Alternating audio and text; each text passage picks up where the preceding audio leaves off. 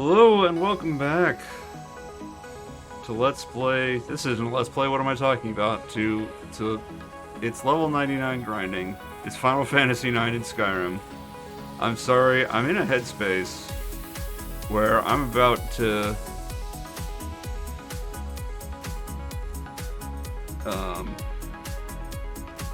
jeez, my brain is not working. I'm gonna be level. Hey Seth Donut, I don't know what that means. You're looking for a game? This isn't an MMO.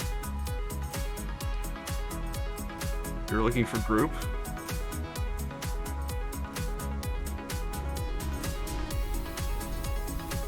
I think I know what it means though. Yeah. Appreciate you coming by. Hey, the Goog! The Goog is here.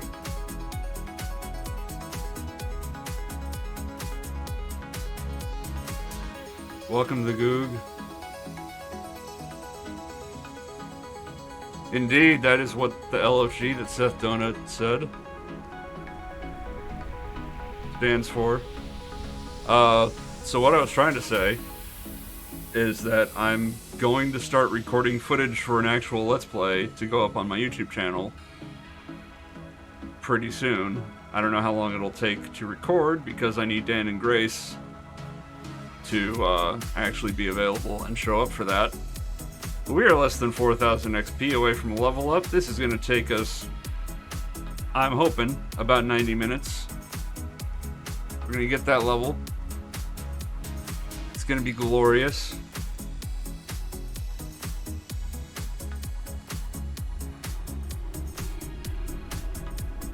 But yeah, I'm actually really looking forward to making a proper Let's Play again. My channel's been a lot of grinding stream VODs. And it started with Let's Plays, and I kind of felt bad about getting away from that, but the Witcher series really killed me. And really put a damper on my spirits when it came to making Let's Plays. We got a great game to Let's Play. It's a full motion video murder mystery game with an English dub that is bad enough to be hilarious, but good enough that you understand it.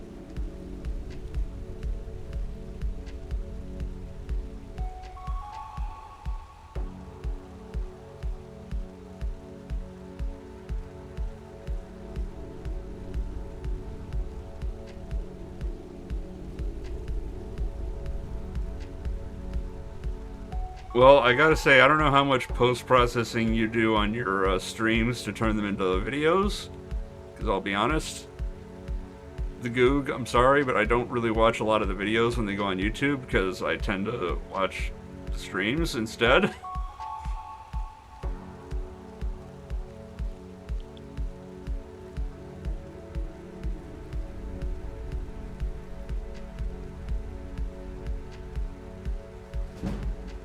But the way that I'm doing the FMV game's not going to be that difficult. Basically, I'm going to record footage of the game. I'm going to record basically a long play of it.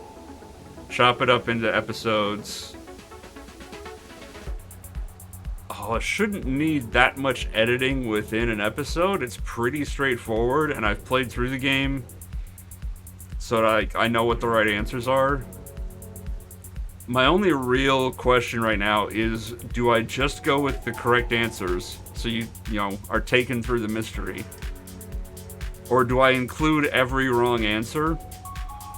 Which, the wrong answers are funny, but they will also pad out the videos quite a bit. Because every mystery has, like, half a dozen questions that it wants you to answer as to details of the mystery. And then you have to, you know, go through a sequence. You know, you pick the wrong thing and it's like a 2-minute sequence of everyone telling you that you're an idiot before it boots you back.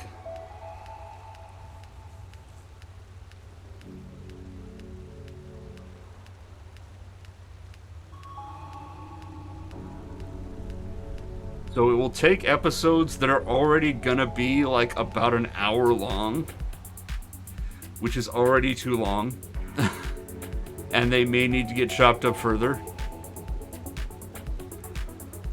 and turn them into like an hour and a half.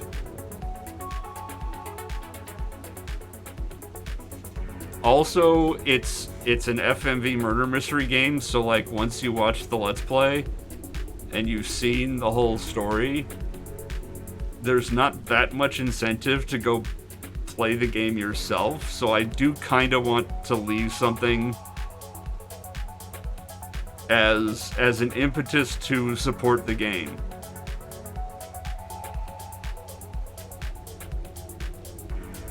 Because I am a sucker for FMV games. I loved those awful FMV light gun games in the arcade, like Mad Dog McCree. I never actually had a Sega CD growing up. I never got to play the console FMV games. But like on early PC, when they had the Wing Commander games, had the FMV cutscenes. You know, Wing Commander 3 and 4, starring Mark Hamill and Malcolm McDowell. Those were great. So yeah, I'm a sucker for FMV. And then more recently, Contradiction was great. And then I did The Bunker and Late Shift.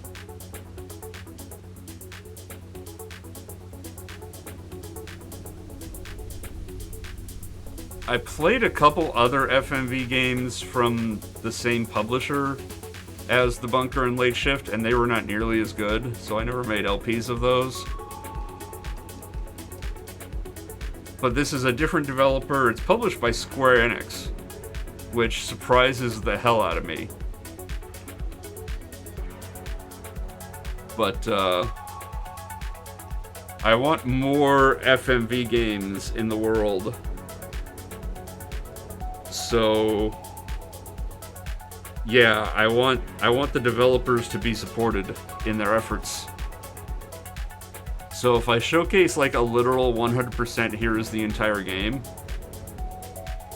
it's not going to really be a thing that drives sales of the game.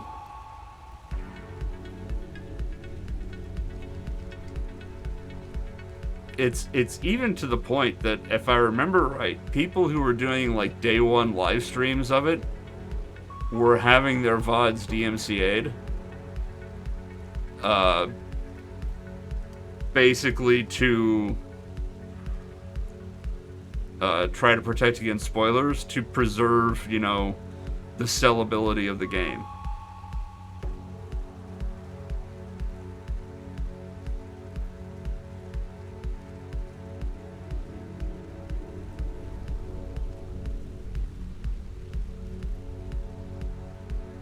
Which, you know, could be a risk factor. Oh, I put up YouTube Let's Play, it gets DMCA'd.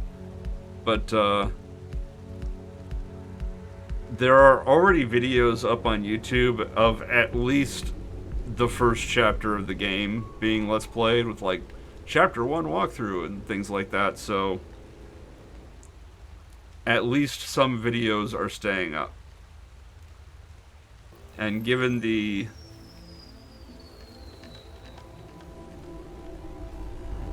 time it'll take for me to not record it, because recording it's going to be pretty simple, but the time it'll take to get Dan and Grace to not be working and available to do commentary with me, that's going to be the big delay factor.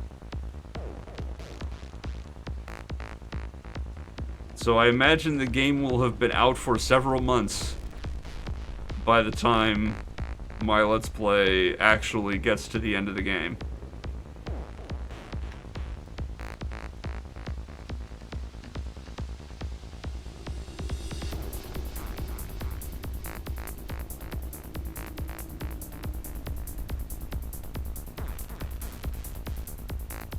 But it is something to look forward to, and it's something I'm looking forward to working on.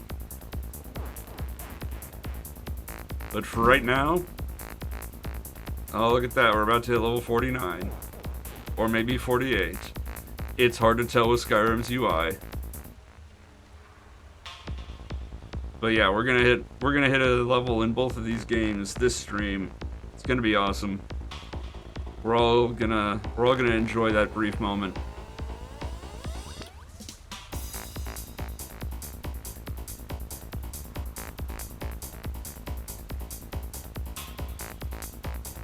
And it's actually pretty good because the last level up was about a month ago, maybe a little less, in real time. So the mysterious motivating factor of having Skyrim alongside it is actually making me level up faster. I wish I knew why my brain did that.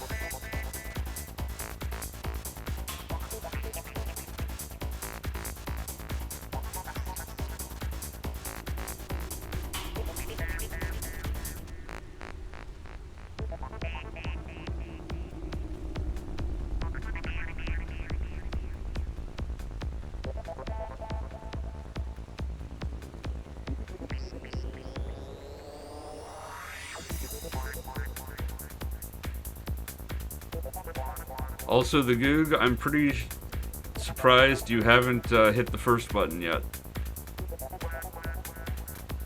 Oh my goodness, I'm out of drink. I started the stream without a drink, I'm screwed. Nobody's allowed to hit the hydrate button. That's banned.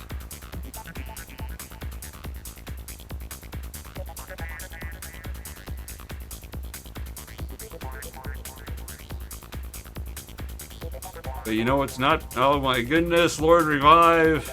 Look what you've done to me! You know what that means, though? It means I have to do this. And I have to go get a drink.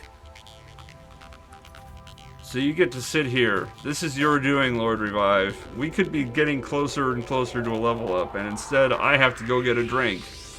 So I can hydrate. So enjoy this while I go to the kitchen and I'll be right back. Yeah, you should regret rebelling, Lord Revive. Not only did you make me pause to go to the kitchen and get a drink so that I can redeem your hydrate. Let's see if the microphone will pick this up or if NVIDIA Broadcast will mute it. I don't know if you got that.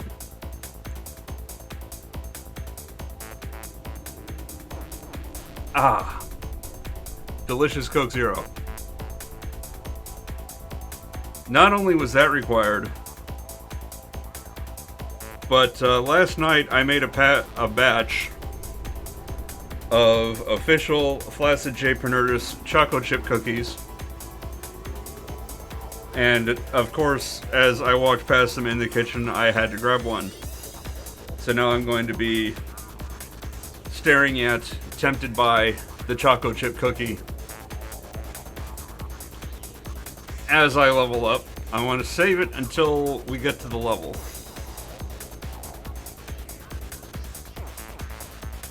That will be the time to enjoy the cookie.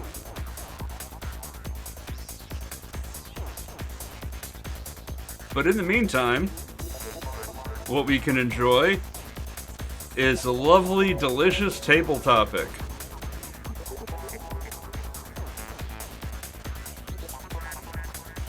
That is hopefully more lovely and delicious than the last one that I've already forgotten. I say already, I don't think I actually streamed yesterday. What was the last table topic? I'm gonna check real quick. Oh yeah, it was Elves for Dwarves. With no context, and we had a big discussion about it. Mostly around what context it could be. So, tonight's table topic, if you're on the East Coast, or in Europe. I don't know what time of day it would be in, like, Asia. I don't know time zones very well. Anyway, table topic for right now, this moment, is Nintendo or Atari or something else. Nintendo, TM, or Atari TM or something else. I think it's 23:35. My good. Okay, where are you? In Asia? I don't know where you're at, Lord Revive. But this table topic seems aimed at, you're in South Africa. Okay. That'd be what? Roughly the same as Central Europe, Eastern Europe? Somewhere around there? Anyway, it's late as hell. So it's definitely night for you. This question seems aimed at Gen X audience. Because I would wager that most people watching this stream and most people watching this VOD on YouTube have never played an Atari. Except maybe the Jaguar? But the Jaguar did not exactly sell well. So, yeah, not gonna assume that anybody played the Jaguar. Hey, K Shizzle. 18-inch Riot. It's 23:30 in North Macedonia. I know somebody from the Blue website who is purportedly from Macedonia. Would you happen to be that person? From the Blue website? Teenage Riot 42? Anyway. Yeah, I'm guessing nobody here has played an Atari except me. Maybe the Googs played an Atari? I don't know how old the Goog is, although I think the Goog is slightly younger than I am.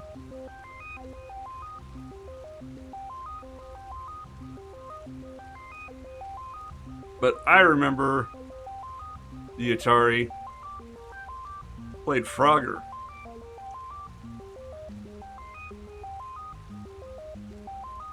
And Space Invaders. And I don't remember what other Atari games I've played. K Shizzle's played the 2600. High five to the 2600 Club. I think I also played Pitfall, but I didn't know how to play, so I just died a bunch. But yeah, obviously I was of the young age playing the 2600. So it was mostly I remember Frogger. Frogger was the shit. I loved the hell out of some Frogger.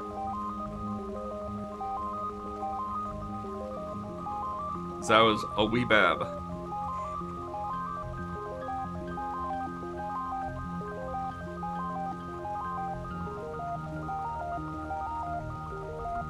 One of those clone consoles of the 2600 for Christmas once. Like contemporary clone or like modern aftermarket kind of retro clone type of thing.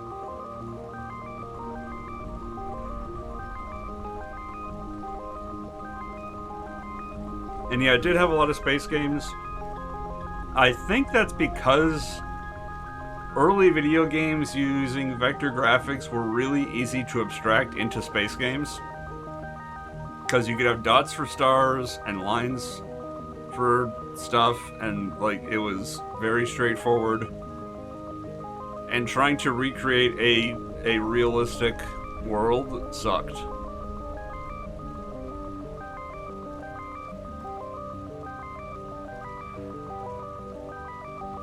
I might have heard of a flashback. I would have to Google to confirm. But yeah, I don't know.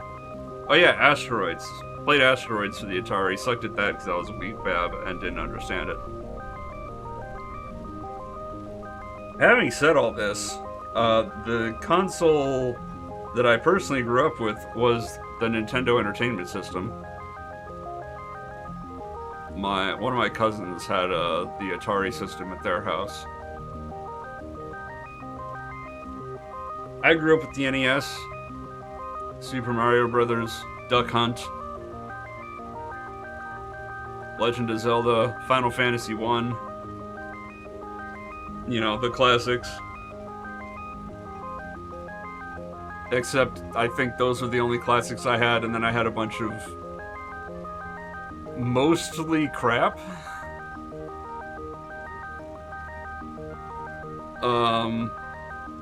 Mega Man 3, I think, was the only other good NES game that I owned.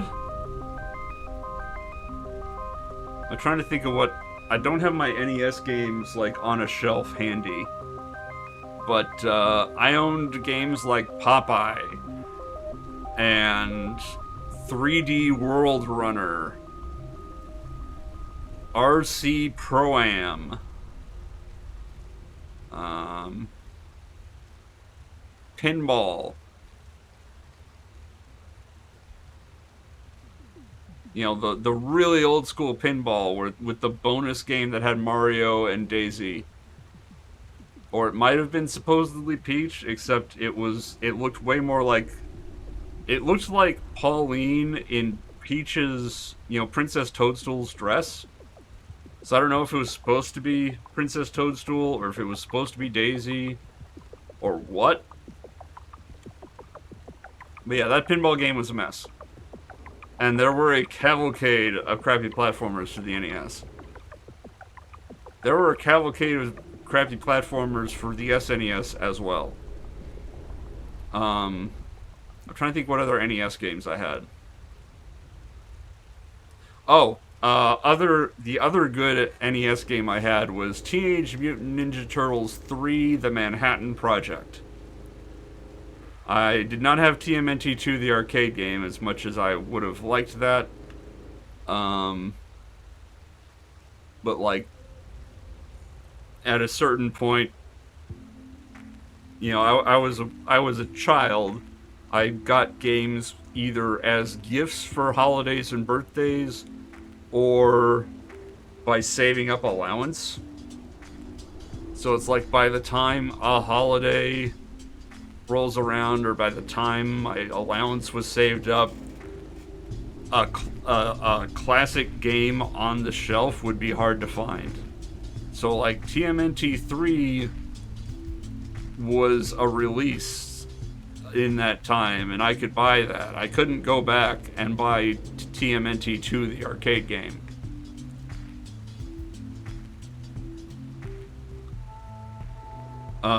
Oh, Dragon Warrior. I had Dragon Warrior, which I sucked at as a kid. I didn't actually beat Dragon Warrior until I was an adult and went back to it.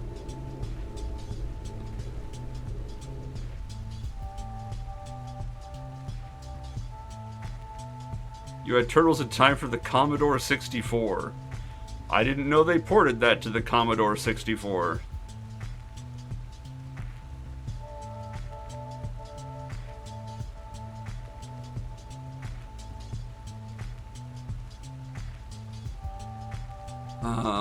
I'm trying to think if there were any other NES games that I owned.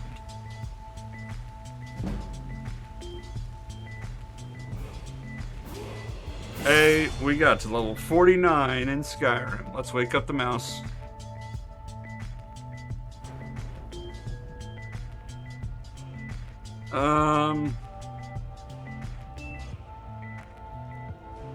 Got some more health. Health is always good. So there we go, we got a level in Skyrim. Now we just need to get a level in Final Fantasy IX.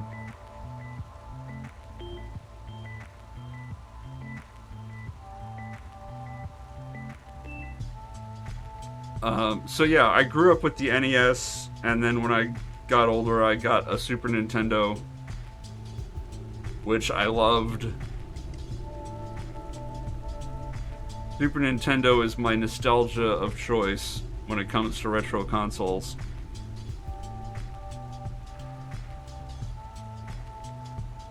Though once again, I did not have the best library of games.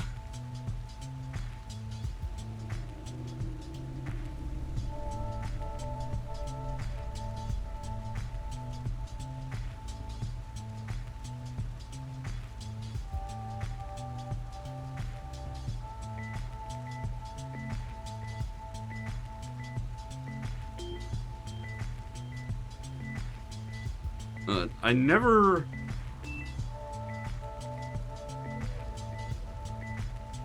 owned an Atari system.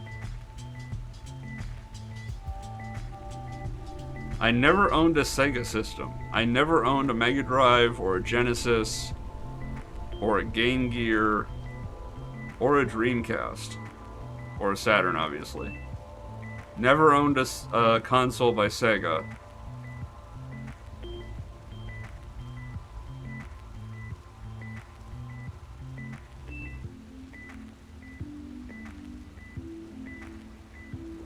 I went NES, SNES, N64, and I was really disappointed in the N64, so at that point I jumped ship to PS2, and eventually I went back and got a PS1 for the older PlayStation games.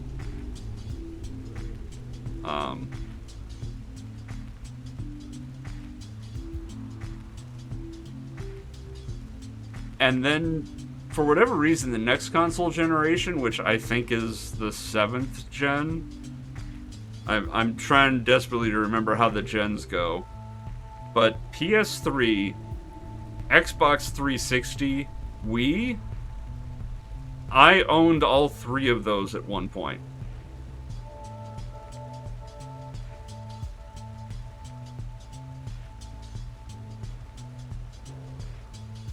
Which is kind of ironic, because that was the point. That gen was when I became a predominantly PC gamer. Like, I started playing PC games. It was weird. Okay, so here's my PC gaming legacy. I own an Apple IIc or an Apple IIe as an initial computer, and I had some games for it, and they were like sub Atari level of games for the most part. And my family continued to use Apple computers for a number of years as I grew up.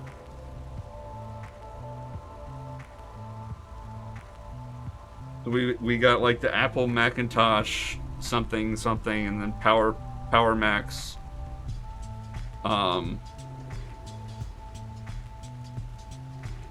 So my quote-unquote PC gaming was like old school Apple II games, and then whatever came out for Mac, which was not much. It was mostly Bungie games.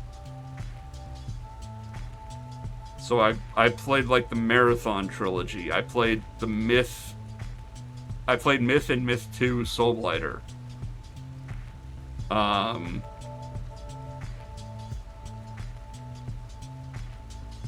And then whatever shareware games were on Mac that I never registered, because who registers shareware games? So yeah, I was almost exclusively a console gamer, aside from those few Apple games and Macintosh games. You know, the Bungie games. I loved Marathon, like,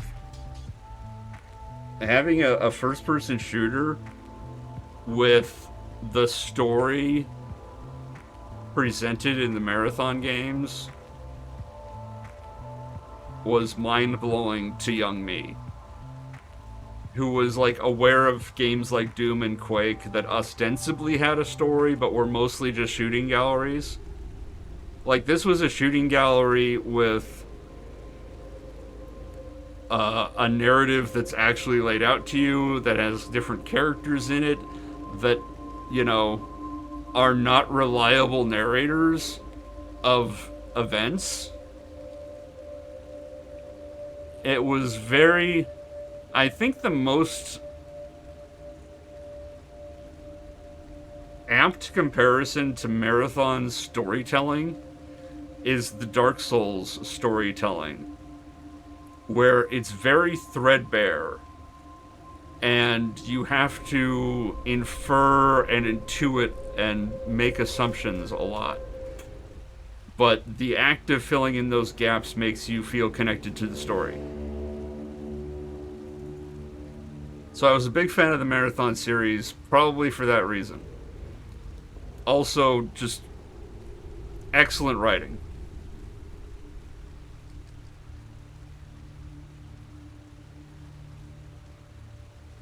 The Marathon trilogy was sufficiently years before Halo that it was not, I would not call it proto-Halo gameplay. If anything, it's proto-Half-Life gameplay.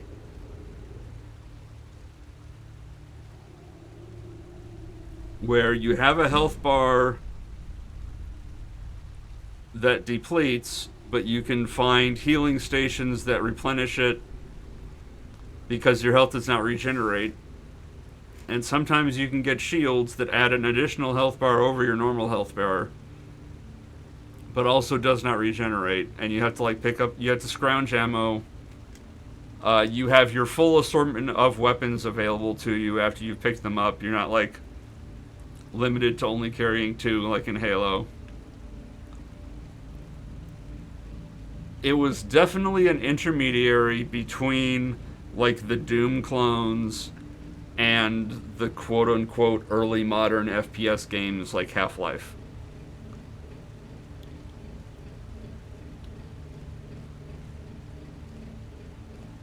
I think the more groundbreaking game that was Bungie Mac only was actually before the Marathon trilogy. It was called Pathways into Darkness.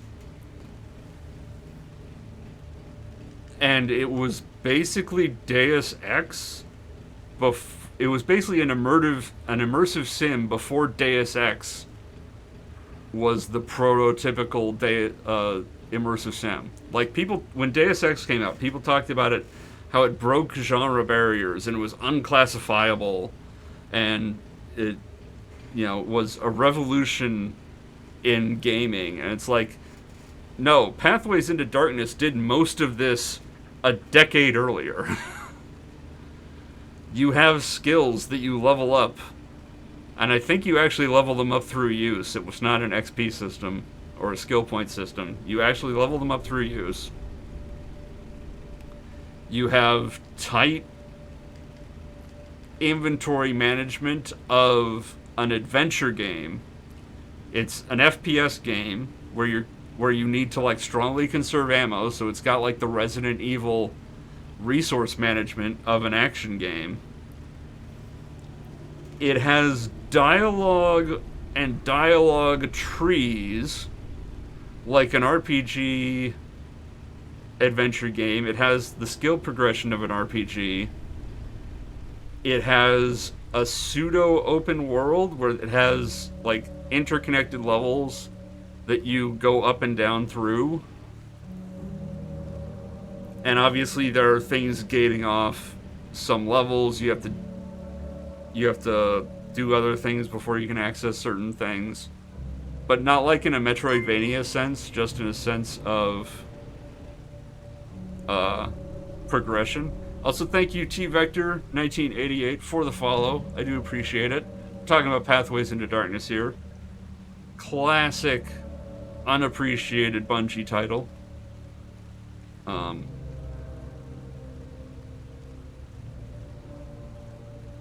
So yeah, it's FPS gameplay, adventure, inventory,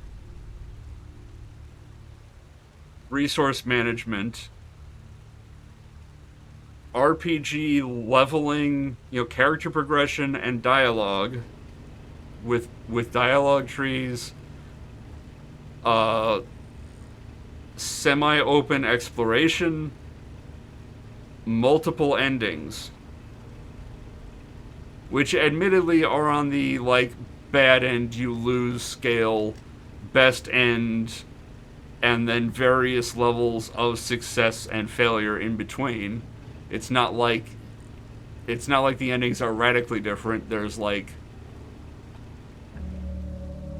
you die trying is the worst ending, and then there's you get through it, but you didn't do all the things you needed to do, so the bad guy escapes and wins, to you stop the bad guy but can't escape and you die as well, to you beat the game and you didn't get the best way to escape, but you did it fast enough that you get away on foot without dying, and then the best ending is you do all the things, you stop the bad guy, you exfil out, and the government suppresses the whole thing, because of course it does.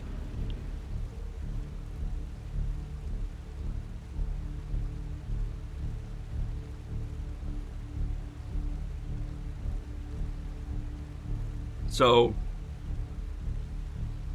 yeah, it was an immersive sim before immersive sims were prototyped by Deus Ex. It was great. I loved it. I sucked at it, but I loved it. That was another game that took me years to beat because I was just bad at it.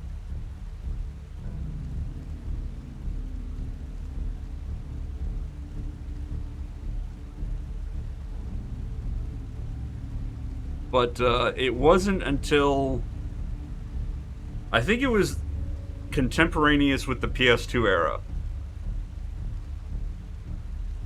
that I got into PC gaming. Like, I got my first PC to play Counter-Strike, before Half-Life 2 came out.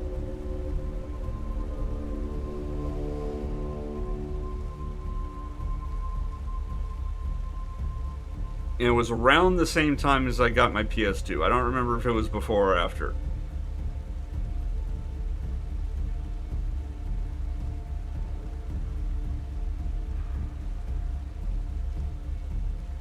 But then, like, by the next gen after that, which I want to say is 7th gen,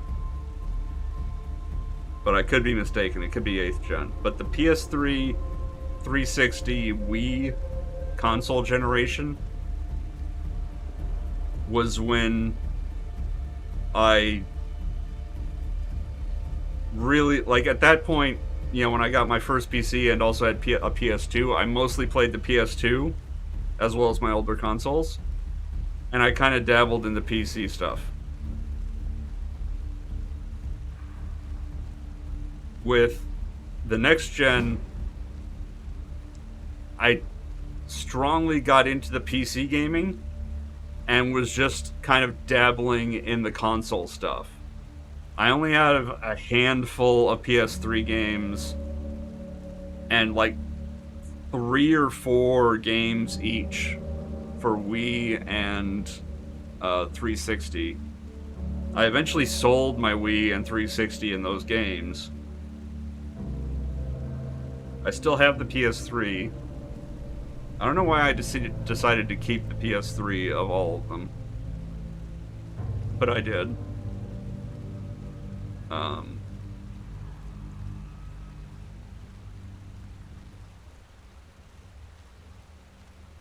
But yeah, that's when I made the hard turn into PC gaming, and was like building my own PC and getting PC gaming.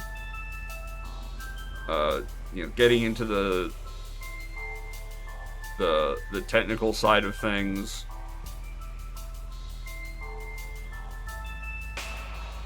Obviously I've gotten into Let's Play off of PC games. My first one was, my YouTube channel started with Alpha Protocol on PC. When the PS4 and Xbox One launched, I didn't actually buy either of them. I eventually bought a PS4 Pro. I've not played that much of it, but I've been like way more selective about what games I buy for it. So the games that I've bought for it, I've tended to play more. So like Yakuza 0, Ace Combat 7,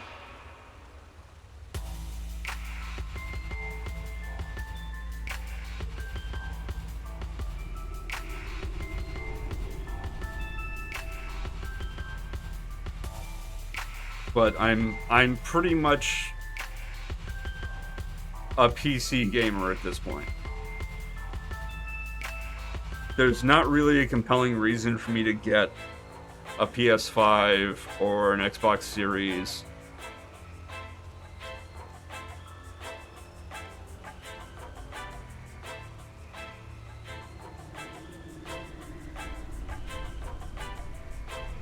So that's where that's my journey in gaming. I grew up Nintendo. My teenage rebellion phase, I jumped ship to Sony after I was betrayed by the N64. But I eventually saw the light and joined the PC Master Race.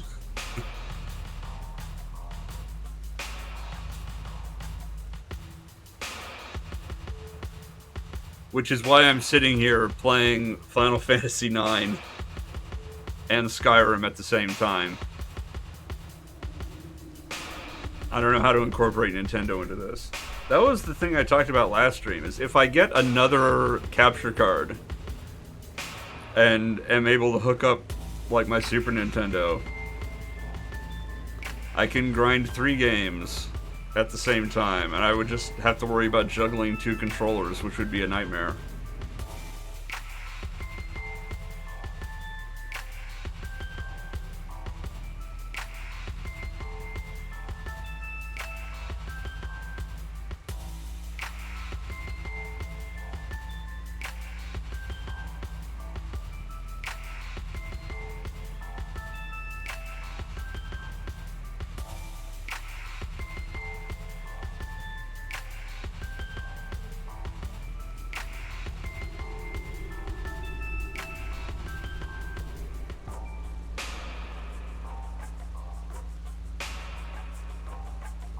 Oh yeah, the Switch exists. I've kind of sort of thought about Switch, but not strongly enough to actually get one.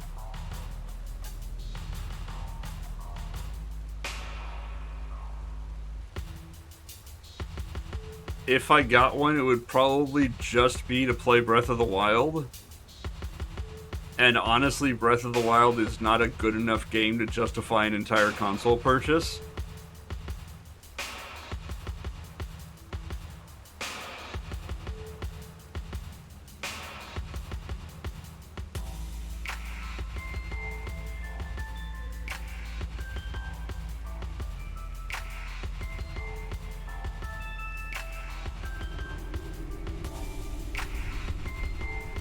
But yeah, sorry about missing your comments during that long tirade.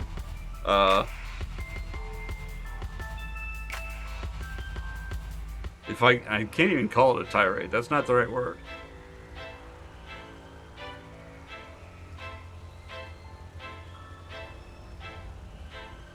I'm not able to come up with the right word. That massive tangent.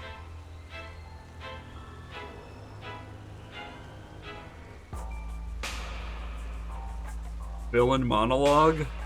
I don't know.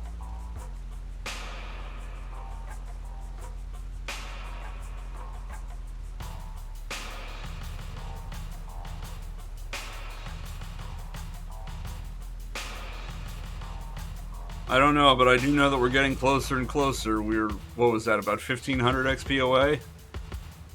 We're gonna get that level.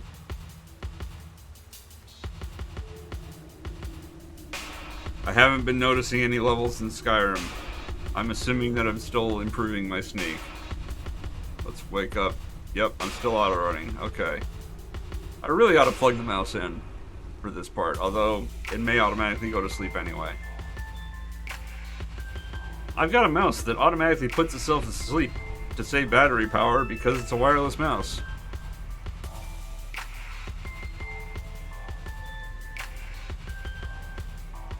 It's pretty decent.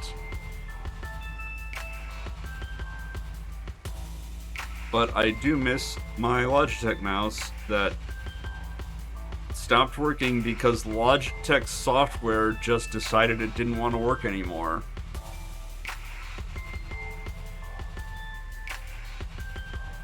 So thanks, Logitech. Your terrible, terrible software forced me to give up your awesome mice for a less awesome but working mouse from another company. Way to go. It's a Corsair mouse, just for the FYIs.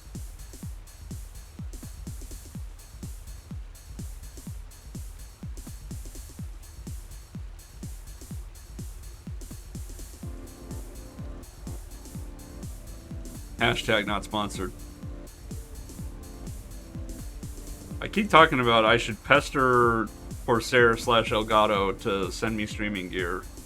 To be like, hey, I'm doing this thing, and it would be a more thing if I had your streaming gear. Maybe you should sponsor a streamer like me who already uses your products and is a fan of them.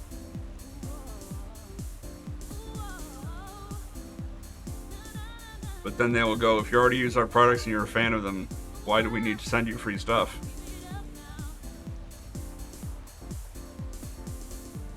And I will have no answer for that.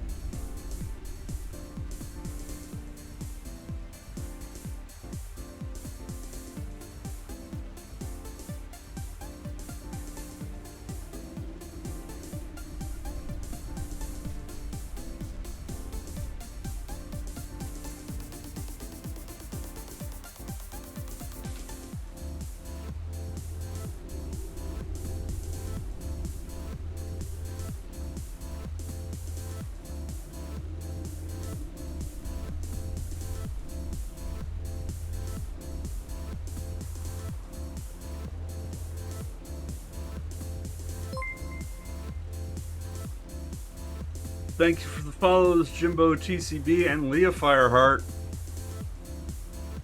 Very much appreciate that.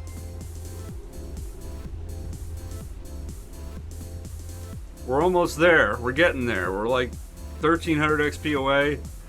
We're 46 XP per fight. Math suggests that I don't know how long it'll take, but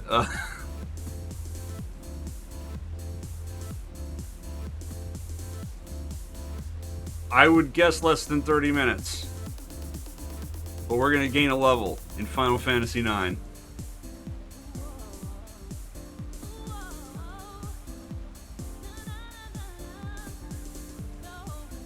And then we'll only need to gain a bunch more. We'll only need to gain 37 more in a row. That was a Clerk's reference. I'm not funny right now. I'm sorry.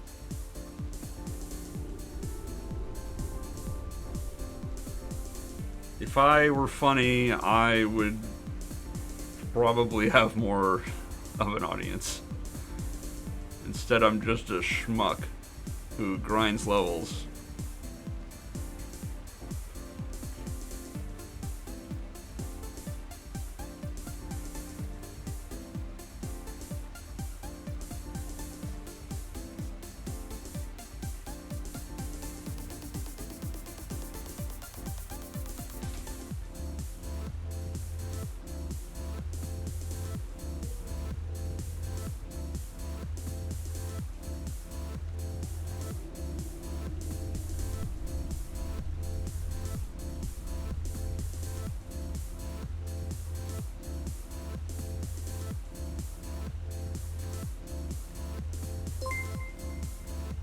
Jimbo TCV with the Prime sub. Thank you so much for that, Jimbo. Do appreciate it. Every little bit does help in that regard. And just for the edification of anyone else, if you have Amazon Prime, you can link that to your Twitch account and give away a subscription for free, or get a subscription for free every month, which is just free money from Jeff Bezos' pocket to the streamer of your choice. Thank you, Jimbo TCV, for making me that streamer of your choice for this month.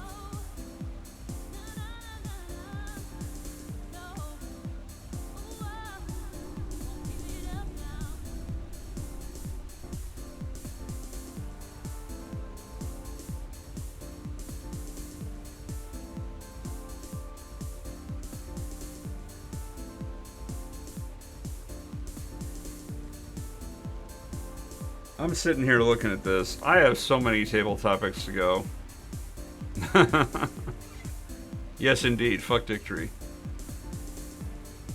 Thank you, Jimbo. Let's remember why we're all here.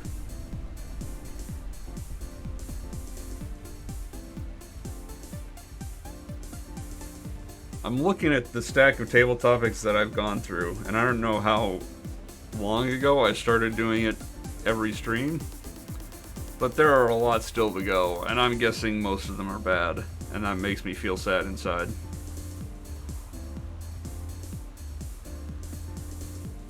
So I'm wondering if I should do more than one a stream just to get through them faster? Or if I should say nuts to that, and just do the other thing that I intend to replace them with when they're done.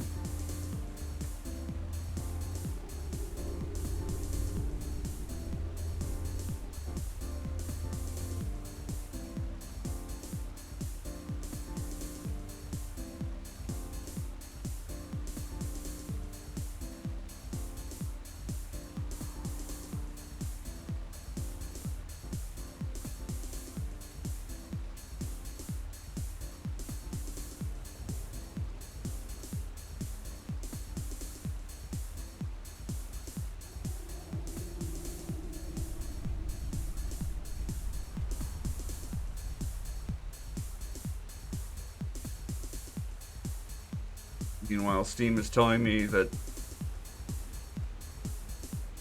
a game on my wish list is on sale that I honestly don't remember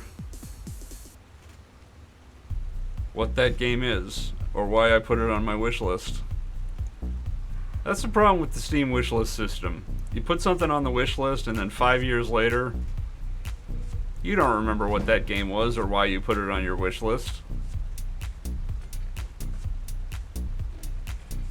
And then you see a sale for it. It's like 80% off game. And you're like, what the hell game is this?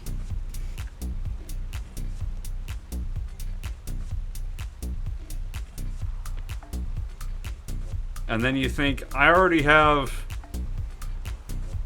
hundreds of games in my Steam library that I never play. Some of which I've never even touched a single time. Do I really need to spend the $5 or whatever at 80% off to add this game to the list of games that I'll never play that exist in my Steam library?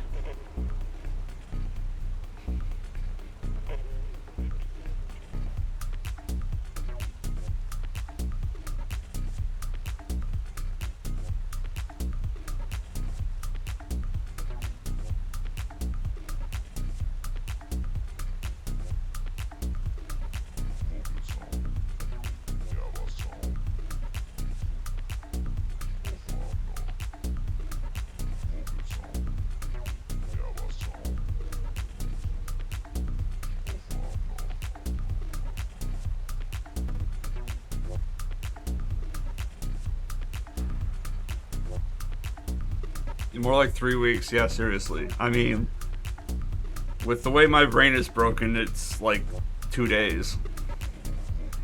Let me wishlist this game, and then tomorrow I'll forget what the game is. But we are under 1,000 XP to go.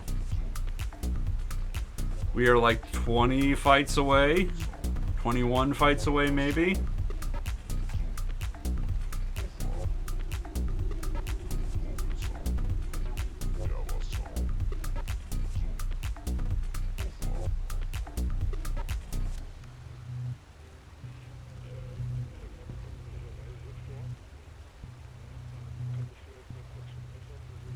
I kind of have that same habit though with the YouTube watch later feature, where where you can click a button on the video thumbnail on the homepage to like put it on a special watch list to say, I want to watch this video later. And then I never go back and watch them, and then I'll look at my watch later list and be like, I don't want to watch any of these.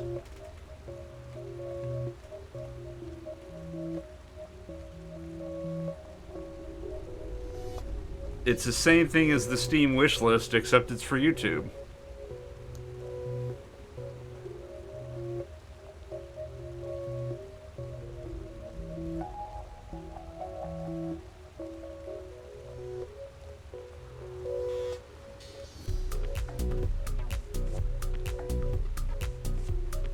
It's arguably even worse because it's not like you get email notifications of videos on YouTube going on sale. So you could add things to watch later and then just literally forget that that list or that feature even exists until, you know, a few weeks or months or whatever go by. And you go, oh, there's a watch later video on my watch later list. What the hell is this video?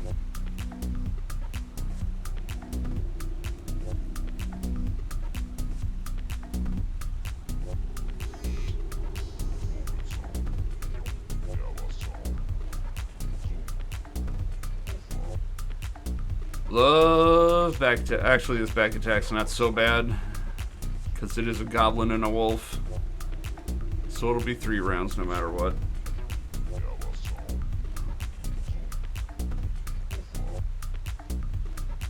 If it was 2 wolves, I'd be pissed.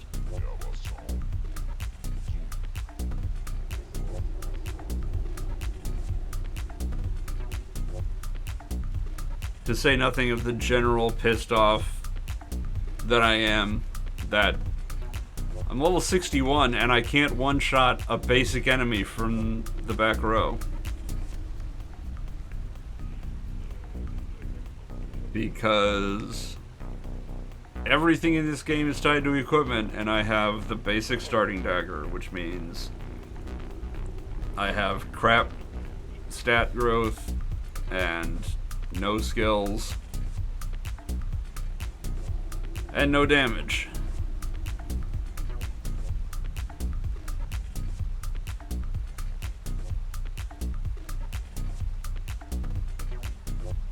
And I have no idea why they decided to do this.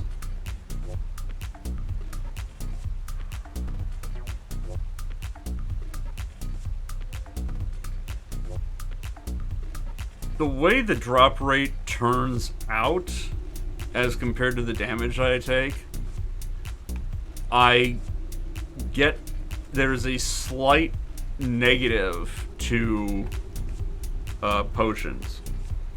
I will use slightly more potions to heal than drop from enemies. So I'm slightly net negative. Which is fine, because on the same screen where I save the game, there's a dude who will sell me potions.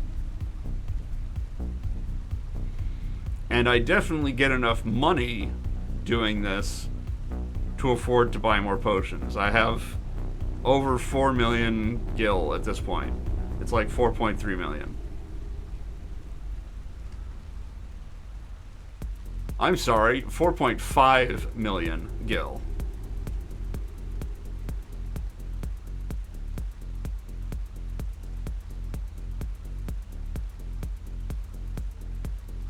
So yeah, healing's not a factor.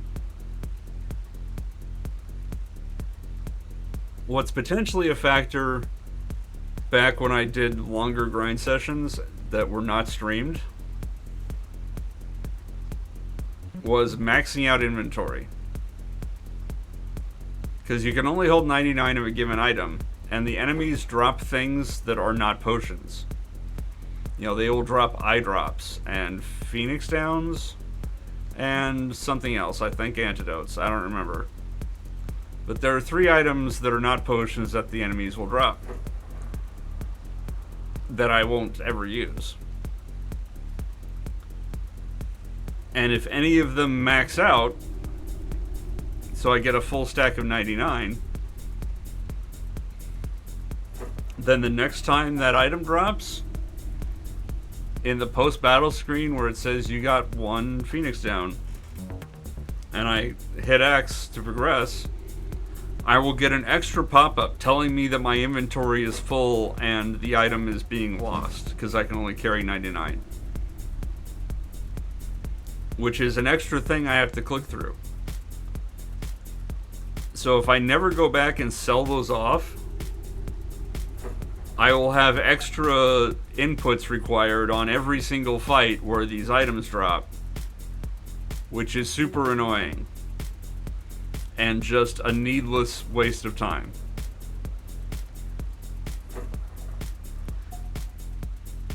That's one of the reasons that I limit the length of these streams. Mostly the reason is my head, but yeah, long sessions lead to stacked inventory, which leads to lost time. And yeah, it may seem like a really small thing. Oh, what's 1 extra button press? What's an extra half second? What's an extra half second times 120,702? That's 60,000 seconds. That's 1,000 minutes. You know, that's dozens of hours added to the playtime. Dozens of hours added to this grind because I have a full inventory. It's absurd how these minor time sinks compound over such a long grind.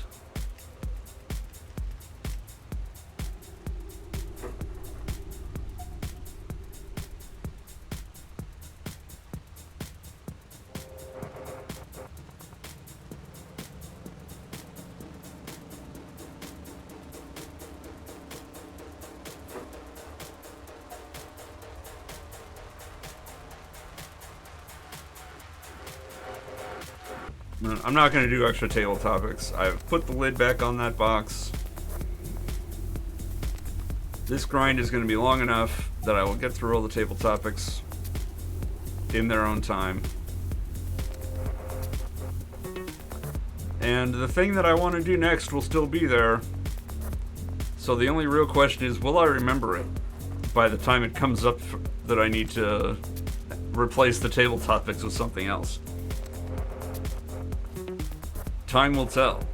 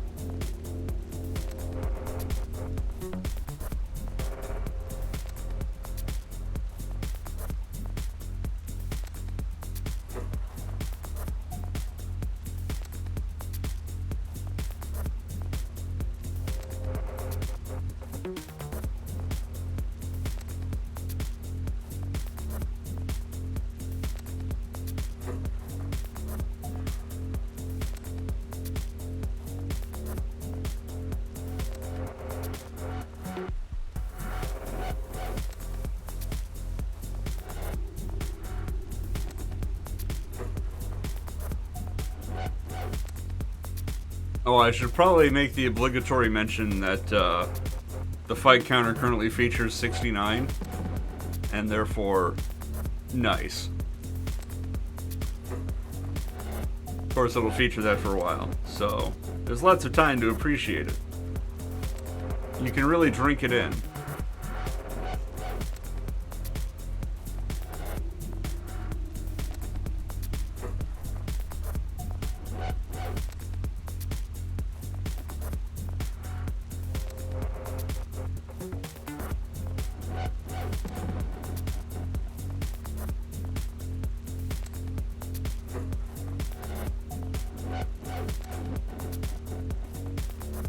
Yes, in Skyrim we are grinding sneak.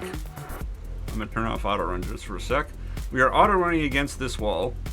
This wall exists in Helgen Cave in the tutorial section, where that sleeping bear is meant to teach us how to either sneak attack or sneak past it. So we're sneaking against this wall, and that's raising our sneak skill, which in turn raises our levels. Let's get a point on this cave wall where I stop wandering back and forth on it. And then when sneak hits 100, we make it legendary, which will reset it back to 15, so that we can get sneak to 100 again, all the while gaining character XP. And after we make sneak legendary 26 times, and then gain some more sneak levels, but not enough to get to 100, like before we get to sneak 100 for a 27th time, we will hit character level 99.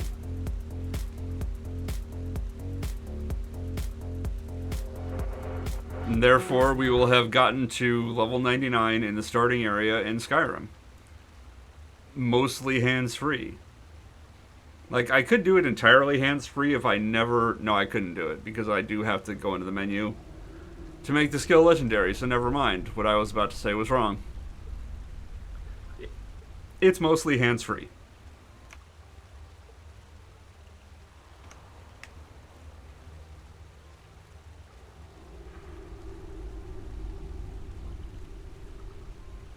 Yep, it just works. Leveling up just works.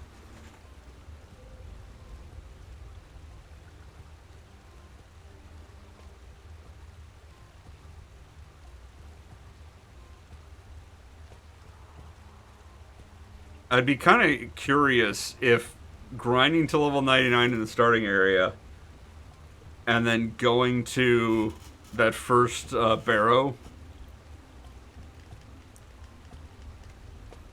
whose name I absolutely can't remember,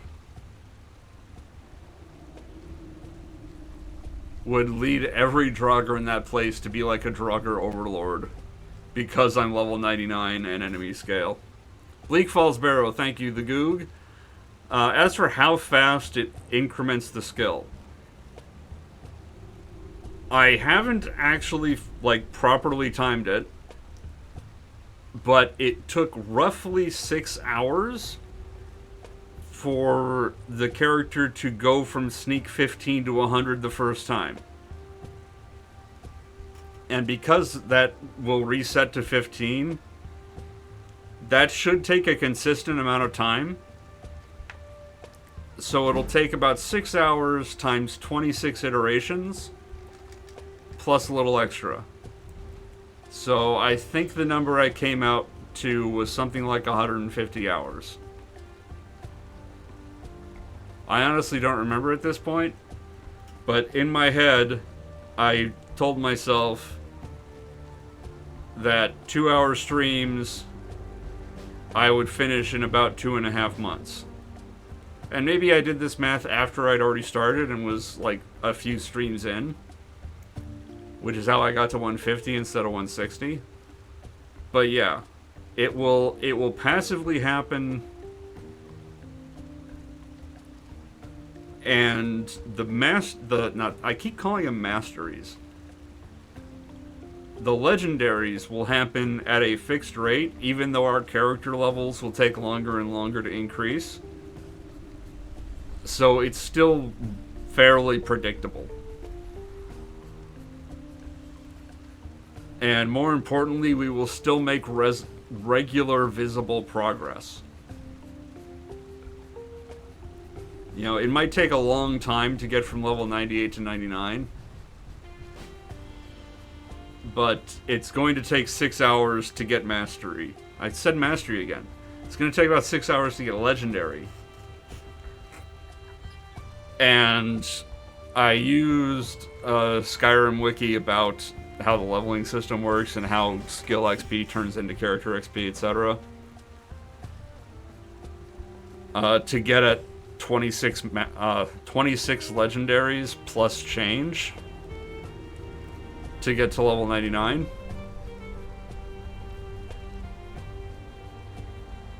So yeah, I'm unlike the time taken in Final Fantasy IX, which has a huge amount of variance depending on how frequent random battles happen and load times and things like that can create sample errors that can wildly affect it because of how far away level 99 is, that even a small error can cause a difference in many hours of estimate. Skyrim, I'm confident. Yeah, and in the end, I'll have a bunch of perk points to spend on whatever I want. And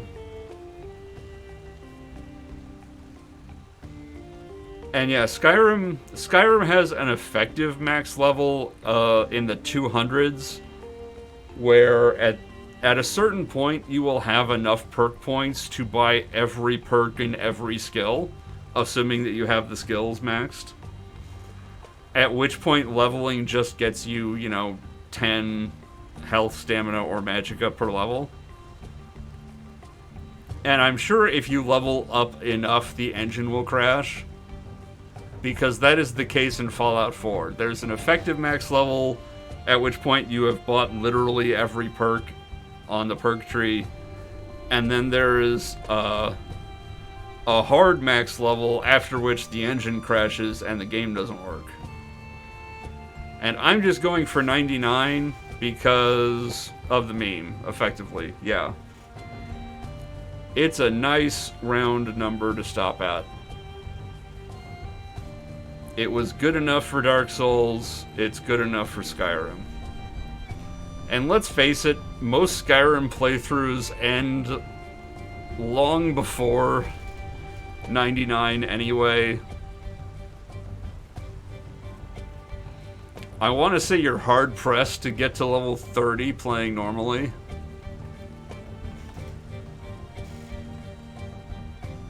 Kind of like Oblivion, you're hard-pressed to get to 30 or much above it, even though the level cap is like 50 in that game.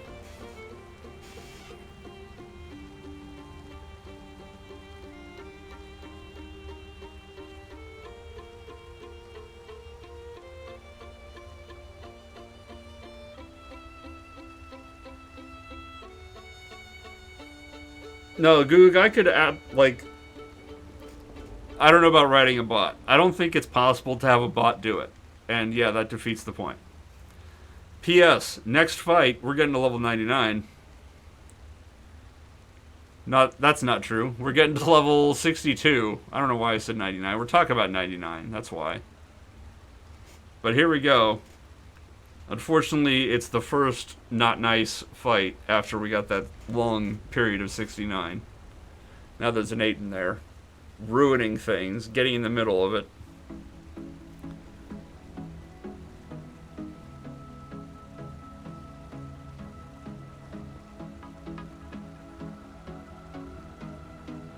So yeah, hour and 15 minutes in. Here we go. Is everybody ready? Bam! Level 62. It was gone before I finished saying it. 68,625 XP until we hit level 63.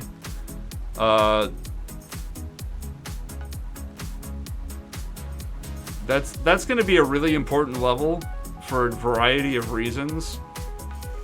There's weird formulas in Final Fantasy IX that key off of level 63. Usually around Zidane. So if you want to look up more, you want to go out there and Google Final Fantasy Rule 69, or excuse me, Rule 63. I screwed up the joke. God damn it! Oh, I'm so mad at myself.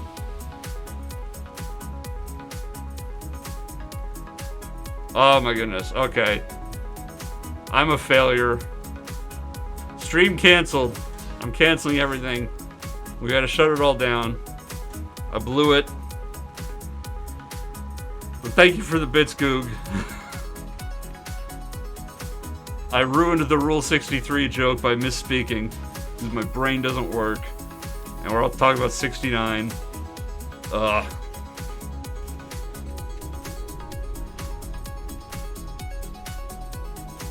Anyway, to get back to Fallout 4, yeah, a bot would defeat the purpose, but it is absolutely possible to get to level 99 without leaving Sanctuary.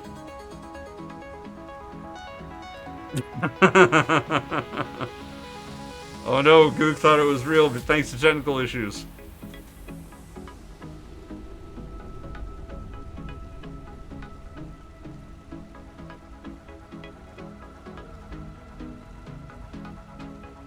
But I actually did, there's a playlist on my YouTube channel for Fallout 4. I think I called it Fallout 4 Never Leaves Sanctuary. Or I actually got to level 50 without leaving Sanctuary, and I just used 50 as an arbitrary point of, like, no normal character ever gets this high. And then my intention was to go out and, like, do stuff, but let me tell you, when you take a level 50 character who owns the DLC with, like, you know, the Doom Guy armor and can craft whatever weapons they want and has whatever access to a near infinite supplies, the game does not present much of a challenge. So that petered out real quick. That was super boring.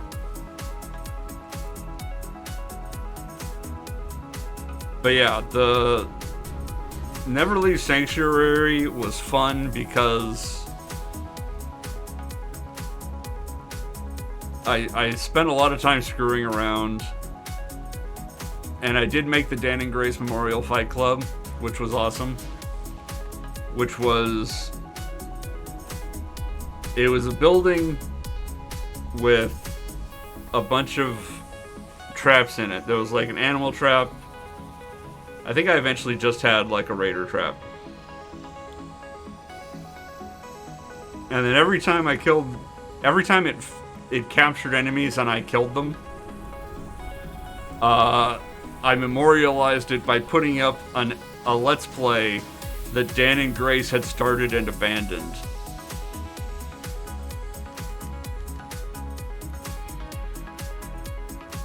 As a kind of a way to poke fun at them for not finishing their LPs. Which got them to finish at least one of them.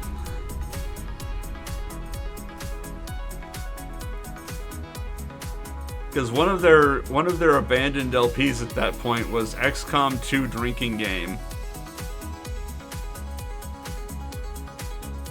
which was memorialized in the Dan and Grace Memorial Fight Club. And after having memorialized it, they went back and finished it. So that was pretty awesome.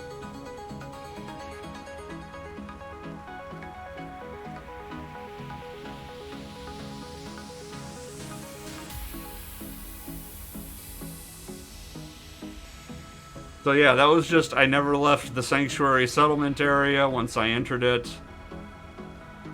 I had to save scum until I could get the recruitment beacon built so that I could get more settlers. I don't remember how much material it required at the start to get enough levels until I could build a store for them to man. But eventually, I was able to build, like, I forget what it's called. It's like supply or something, miscellaneous. Just miscellaneous goods trader that once it's manned, they, you know, become a vendor and you can refresh their inventory by resting. So I would at that point buy stuff from them to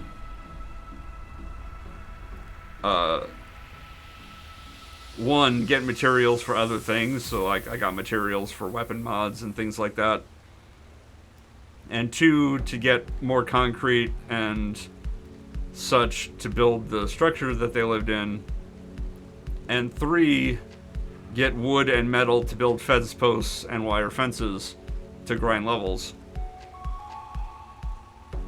And you might ask Circle, if you're buying all this stuff from a trader, where are you getting caps from?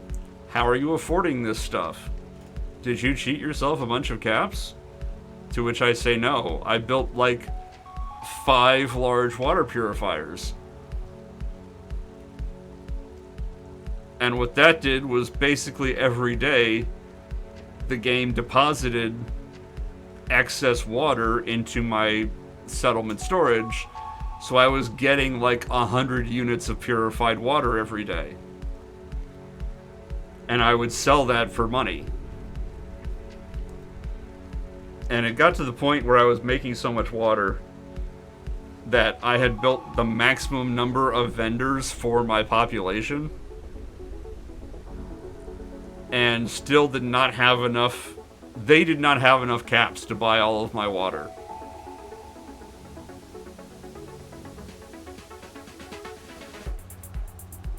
So not only was it a way to grind levels in the starting area, but I could literally grind caps, get whatever goods I wanted, because you could, I eventually built like weapon shops, armor shops, bars, food, all the different types of goods, in addition to the miscellaneous ones who will sell you shipments of things, shipments of materials, and like junk items.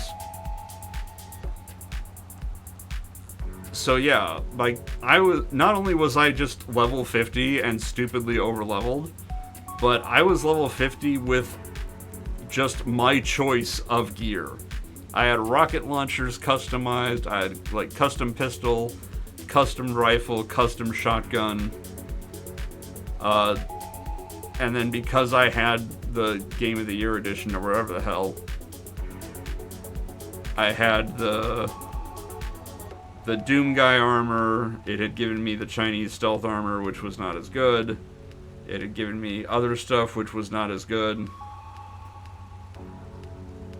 So I was rolling around with Doom Guy armor and all the weapons I could carry, and tons of stim packs and rataways and money. There was nothing I couldn't do. Oh my goodness. Skyrim, don't do that to me. It's not that I know something bad will happen, but if I go off to the right, that's closer to the bear, and I don't want to like accidentally trigger the bear, because that would ruin the setup, and I'd basically lose all the progress for the stream. That would make me sad.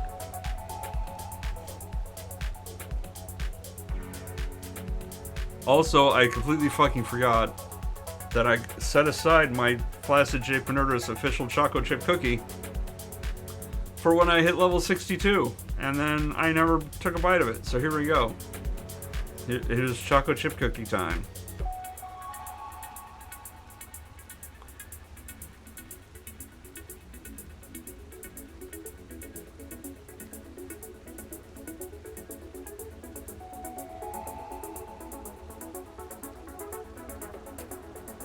It's a good cookie.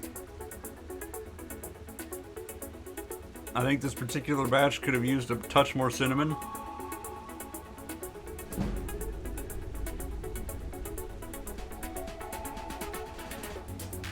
But hey. If you haven't seen that recipe, it's on Something Awful, I think. I don't think I posted it anywhere else, other than the MLB The Show 07 Let's Play thread.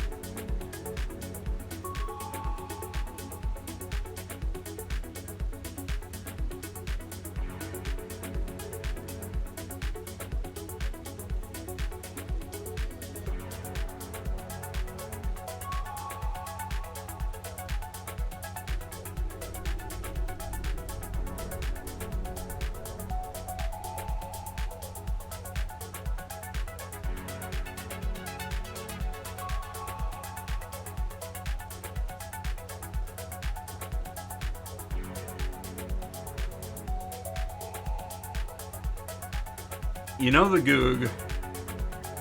There's still the opportunity for you to hit that first button. Just FYI. I think it would be just extra ironic for the Goog to be the one to hit the first button.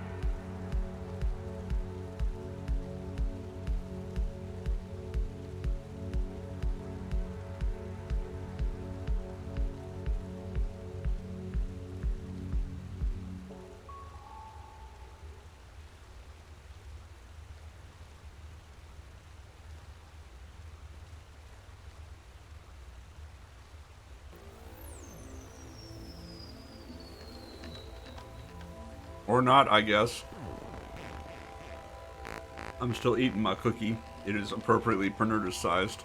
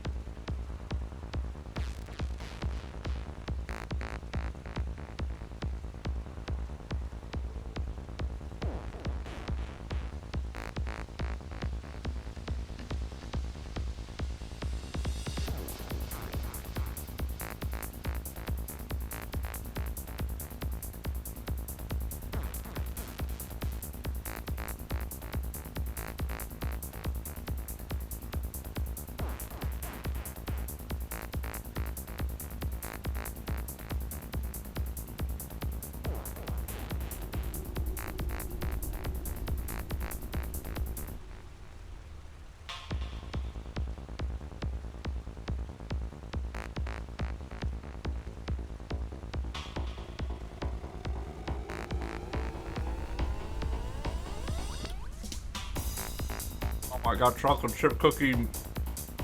I melted chocolate chips on my hand. Makes it harder to do the controller.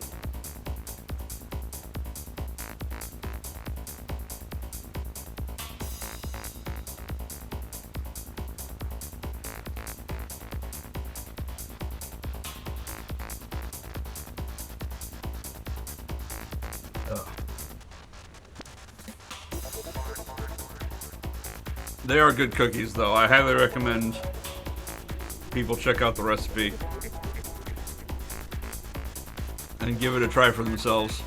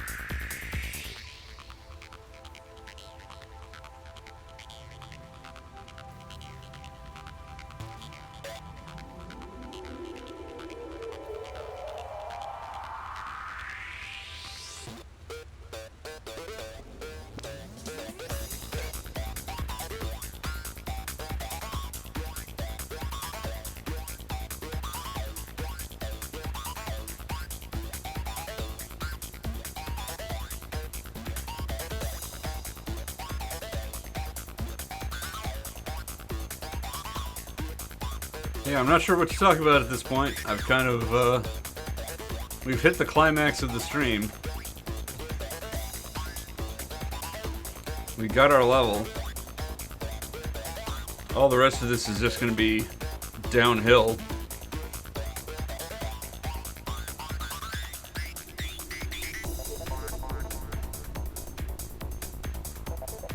Should probably heal too. That would be a good idea.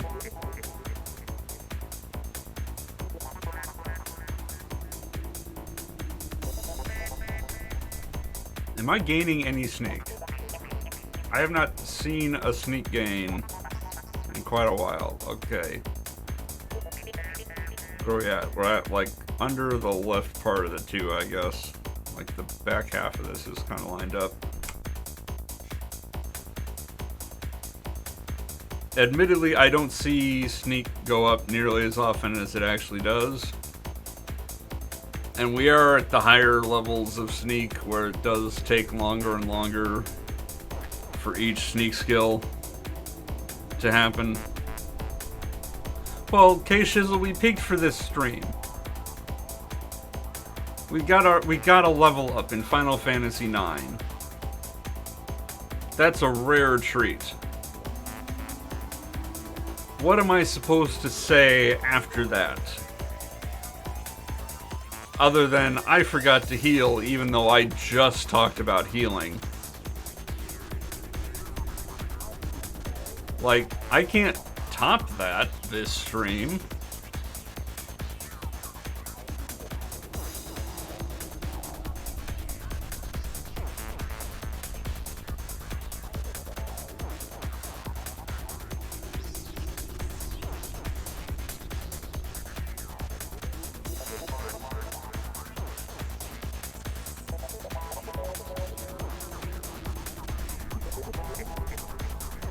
But hey, at least we got back to 69, right?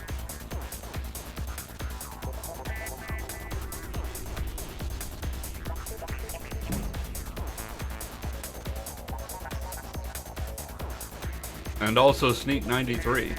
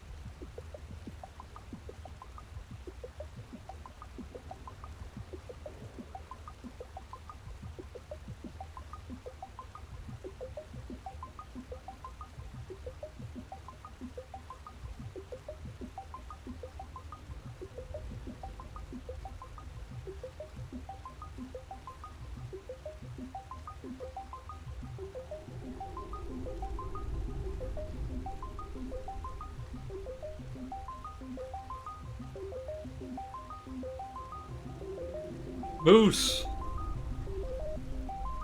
It is I, CM, aka Circle Master. How you doing, Moose513?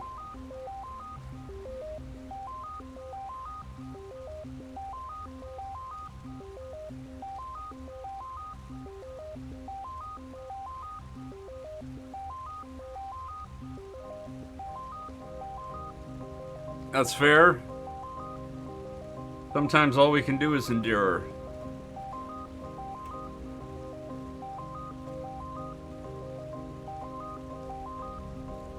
And it's probably of ill portent that this topic came up just as we got to 666 on the fight counter. I'm sure that doesn't mean anything, because numbers are arbitrary.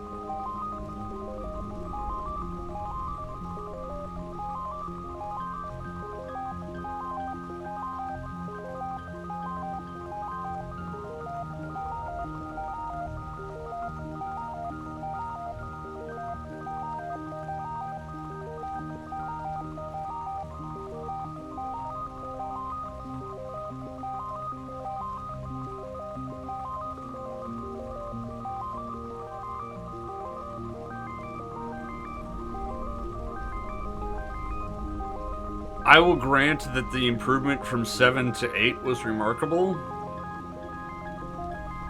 I'm not sure how much more of a leap it was from 8 to 9. I think the difference between 8 and 9 is more stylistic than it is an advancement in technology. But yeah, the difference between 7 and 8 is huge. He says, having only experienced the starting area of 8 and 9, and not even all of Disc 1 of 7.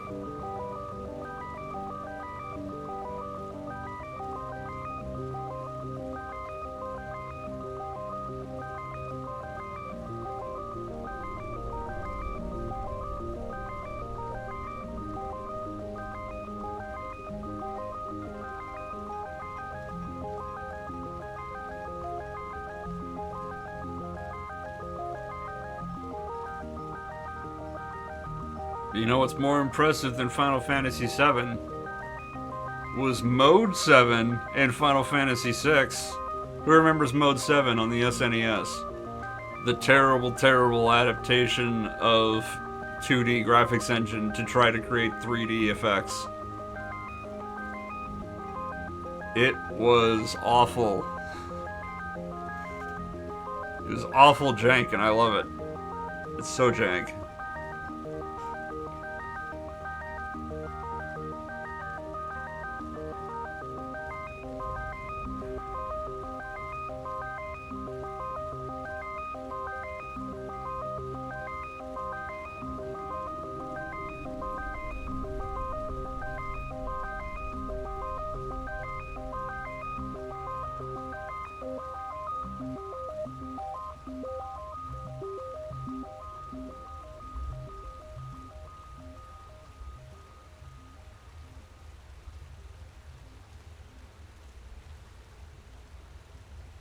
I was about to make a joke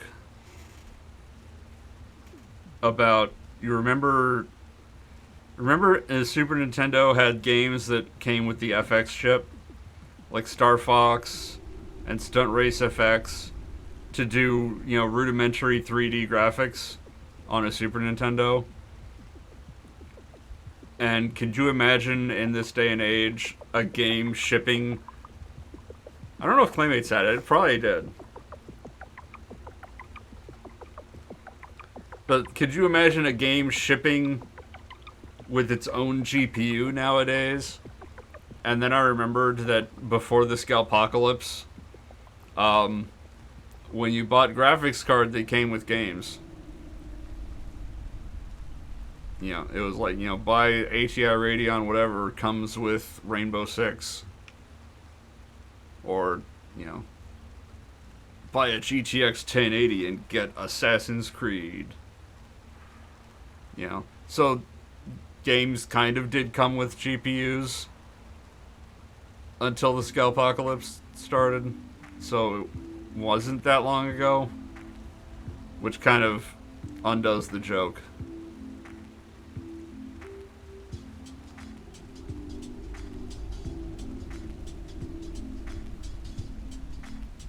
DK64 had the expansion pack, but like those Super Nintendo carts, those graphics processors had to be on the cart.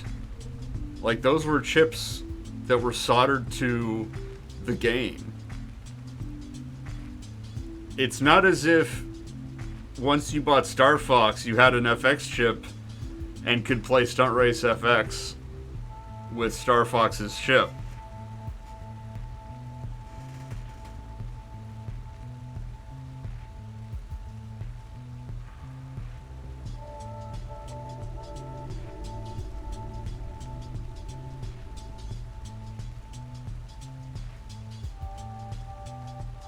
Mostly what I remember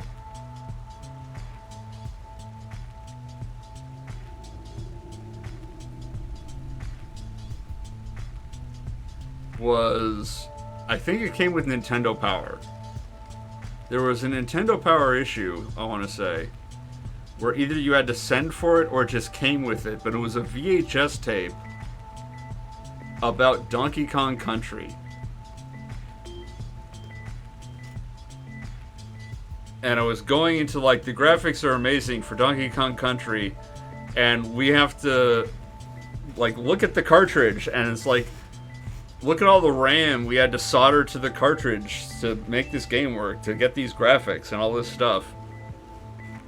And it's like they have to ship dedicated GPUs to everybody who bought Donkey Kong Country. Except there wasn't GPUs, I think it was just extra RAM for video memory. But still. And I was too young to appreciate it at the time. I was mostly jazzed about the teaser at the end for Killer Instinct.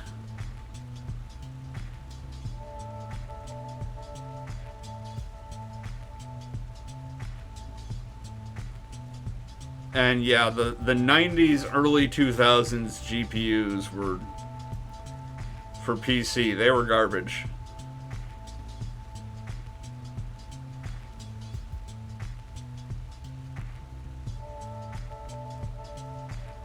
I remember seeing ads for all those garbage GPUs. Like, remember Voodoo? Who remembers Voodoo cards? Who remembers when you actually needed external sound cards? Or add-in sound cards?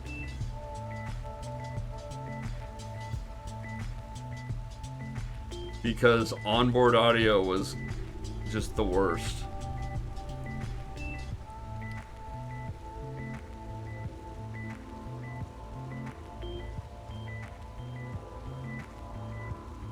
I can't remember if it was the first... It must have been the first PC that I built, as opposed to my first PC ever. My first PC ever was just trash. It was like, what's the bare minimum I can do to run Counter-Strike? But the first PC that I built, I remember buying a sound card for it and being like, I'm going to get a nice sound card because the sound card will not need to get upgraded with the same frequency as the graphics card. Because, yeah, the graphics cards would go out of date really quickly. But I figured the sound card would last me years. And to be fair, it lasted right up until it became completely unnecessary. Because HD audio on motherboards became the standard. And, like, actually good.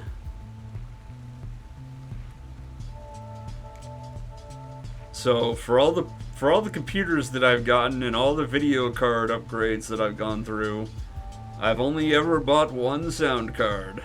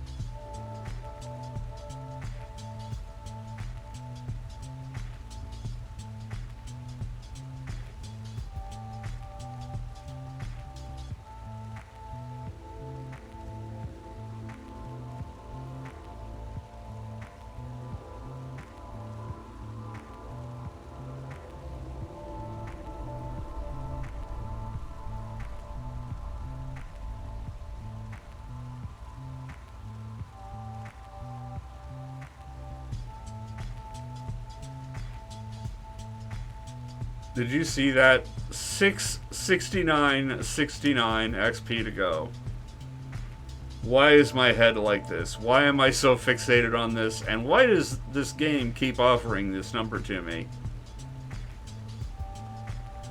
I think there's something wrong with me and this game. There is something going on.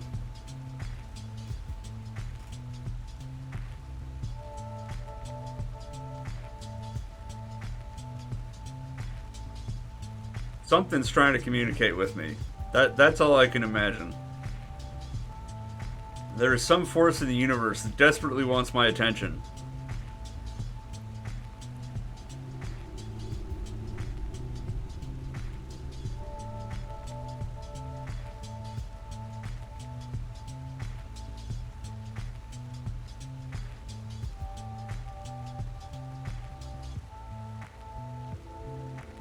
Yeah, Malik, I know, but like, normally there's only like one opportunity to make a 69 joke in a stream.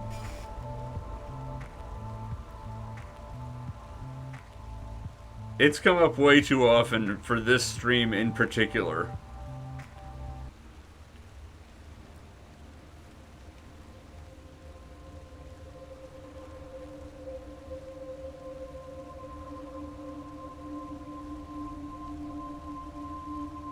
This is like that episode of Star Trek The Next Generation where the number 3 keeps showing up because the Enterprise is stuck in a time loop and Data is trying to send a message through the time loop.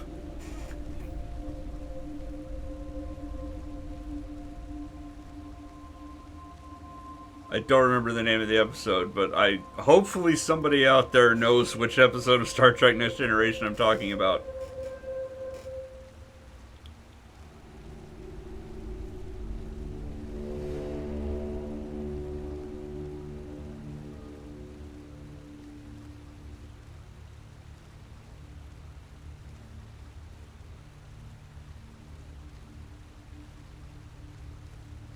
Cause and effect, says Malik. I will take Malik's word for it.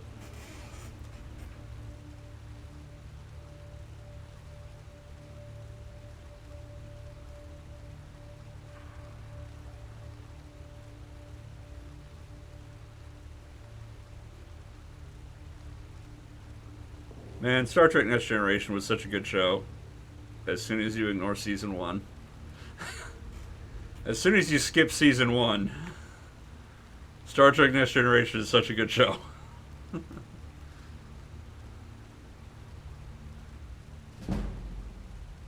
Does that answer your question, K Shizzle? Is our sneak still going up? I think so.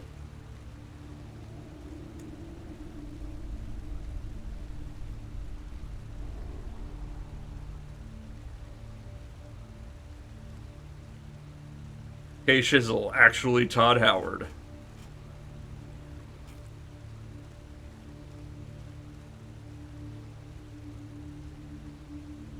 Don't worry, Todd Howard / K Shizzle. I'm probably going to buy Starfield.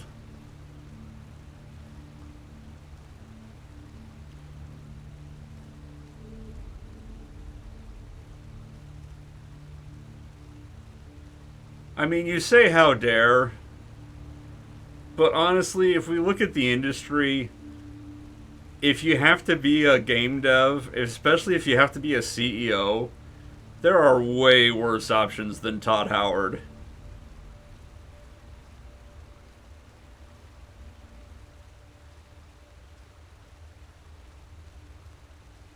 Todd Howard doesn't work his employees to death. Todd Howard, as far as I know, has not had thumb drives of child porn found in his possession. Cough, Gearbox, cough.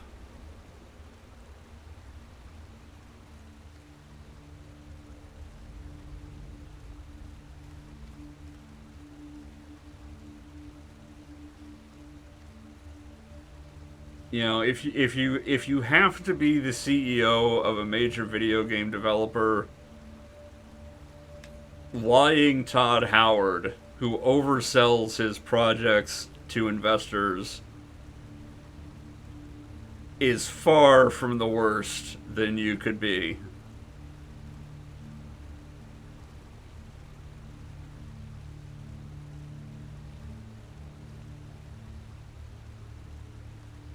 Like, if I met somebody who said that they were close personal friends with Todd Howard, yeah, I'd poke fun. But I would not have the same visceral negative reaction as if I met somebody who said they were a close personal friend of, say, Bobby Kotick or Randy Pitchford. Then I'd be like, why are you friends with this person? Don't touch me.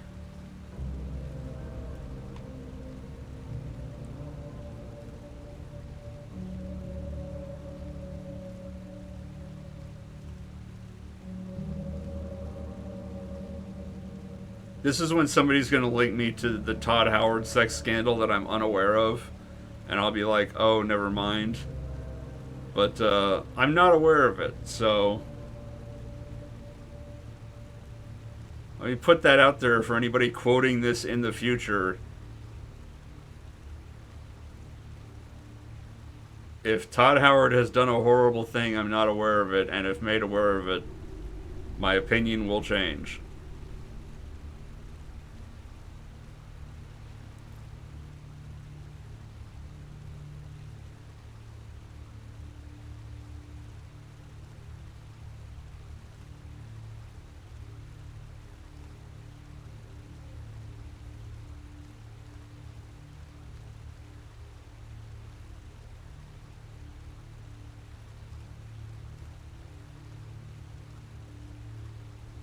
Yeah, there you go. Thank you, Malik.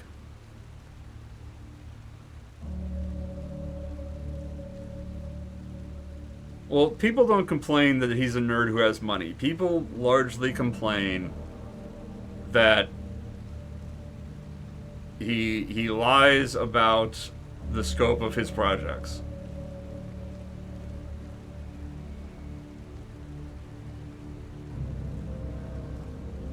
And obviously releases them unfinished.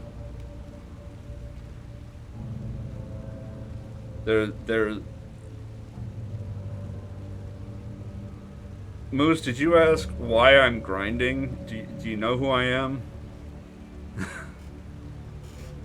We're grinding these fights so we get to level 99 in the starting area. We gotta get to level 99 before the first boss. That's how it works.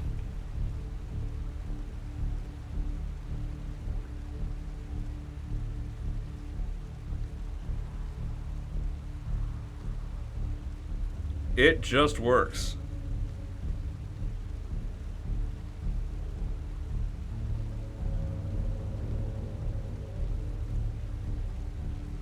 But yeah, if you Google Circle Master FF7, you'll find the Verge article about me doing it in Final Fantasy VII. I think Cybershell's video on YouTube is called An Internet Hero. Cybershell has an excellent video about the saga of the grind. Fallout 4 was criminally unfinished.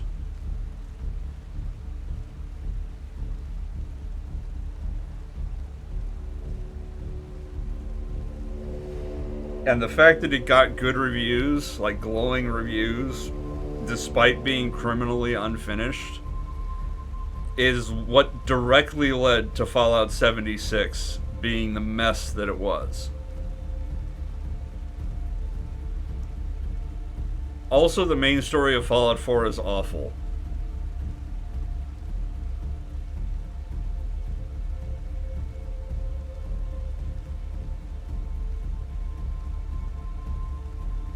And basically every RPG element about Fallout 4 is awful.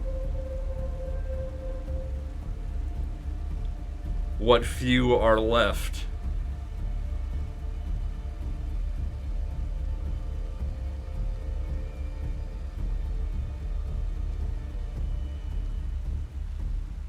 You know, Moose, I know a guy from that area who played Fallout 4 and was horribly disappointed that it was mostly unrecognizable and could have been set anywhere except for like the Salem Witch Museum. That was the one part that he was like, "Oh, this is cool. This is Boston. You know, this is something I'm familiar with." And everything else was just like, "Oh, look, it's ruined streets. It's ruined everything." And like Diamond City was so different from the actual stadium that it's like, what's the point?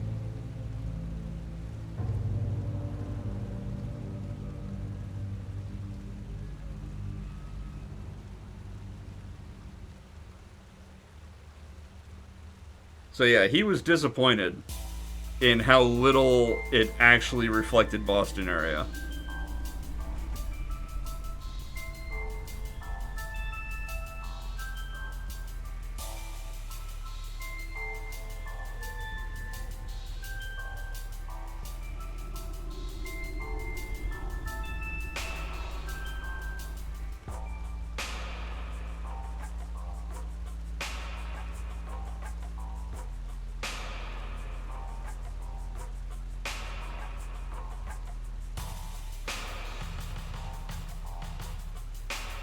Personally, I've never been in the Boston area, so I can't say one way or the other.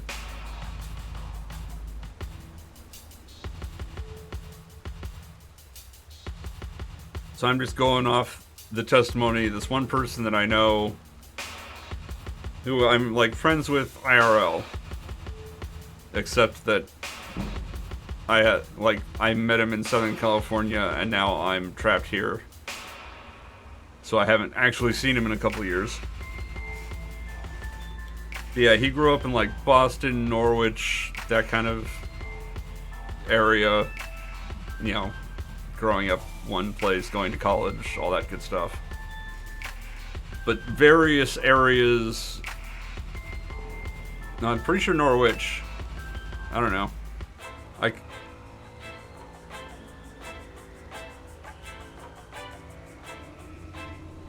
But yeah, like various parts of Massachusetts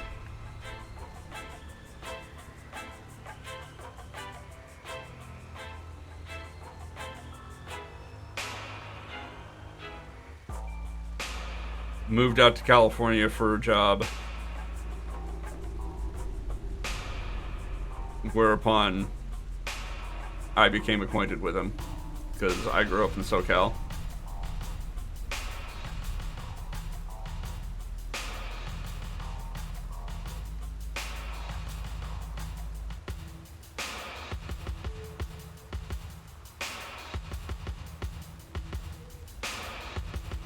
So yeah. My disappointment with Fallout 4 is that it's not an RPG. And the RPG elements are so stripped back as to be unrecognizable and make the attempt at them laughable. Like, the game is worse off for having dialogue options. When the dialogue options don't mean anything, why have them? It's just the illusion of choice Like, just make it a scripted game. Don't make it NPC dialogues. Just make them cutscenes. Because that's basically what they are. They're cutscenes that require button prompts at times.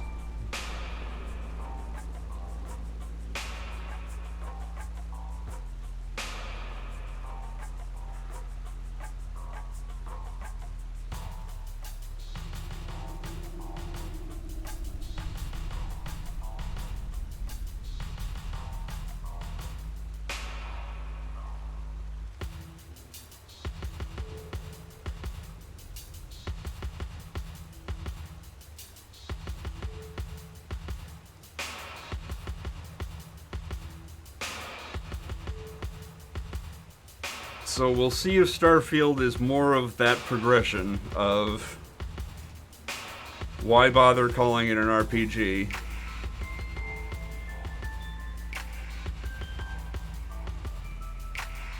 But there have been people claiming that Todd Howard wants it to be a kind of return to form and more like Morrowind, more like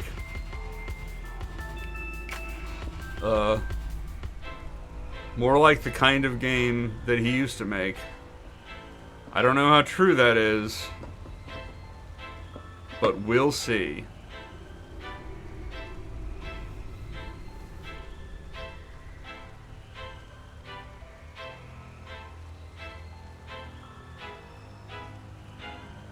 And I think that's where we're going to call it as soon as I get into a half fight here, so I can hit the button. Because I hate ending on a half fight.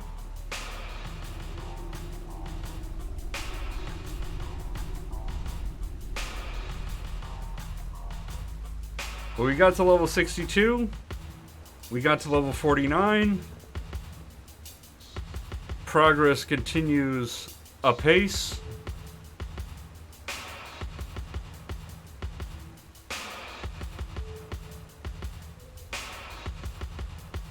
And hopefully,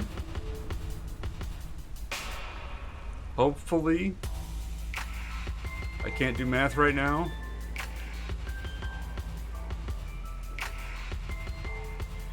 Hopefully someday I'll be able to do math. But also hopefully it will be no more than a month to the next level. Time will tell. Then I'll have another opportunity to tell the Rule 63 joke, and I'll probably blow it that time as well.